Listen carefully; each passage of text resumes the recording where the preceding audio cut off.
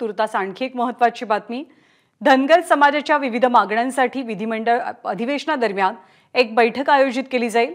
चौंडीमधल्या उपोषणकर्त्यांसोबत सरकार चर्चा करणार आहे। ओबीसी मंत्री अतुल सावे यांनी या बैठकीचं आयोजन केलंय।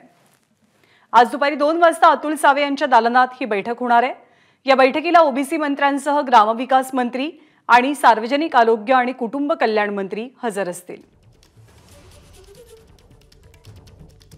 सुशांत सावंत आपल्या सोबत आहे। सुशांत, एकीकडे आरक्षणाचा मुद्दा राज्यामध्ये अतिशय महत्त्वाचा बनलेला असताना धनगर आरक्षणासाठी तातडीच्या बैठकीचं आयोजन करण्यात येत आहे, काय माहिती?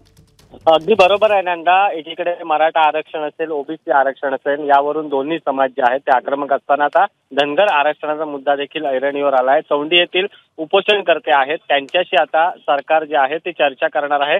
दुपारी ओबीसी मंत्री अतुल सावे यांनी तातडीची बैठक बोलवलेली आहे। धनगर समाजाने विविध मागण्या ठेवलेल्या आहेत आणि त्यासाठी धनगर चौंडी येथे उपोषण सुरू आहे आणि याच संदर्भात आता आज दुपारी 2 वाजता अतुल सावे यांच्या दालनात खरं तर बैठक होईल, यावेळी ओबीसी मंत्र्यांसह ग्रामविकास मंत्री व सार्वजनिक आरोग्य व कुटुंब कल्याण मंत्री देखील उपस्थित राहणार आहे।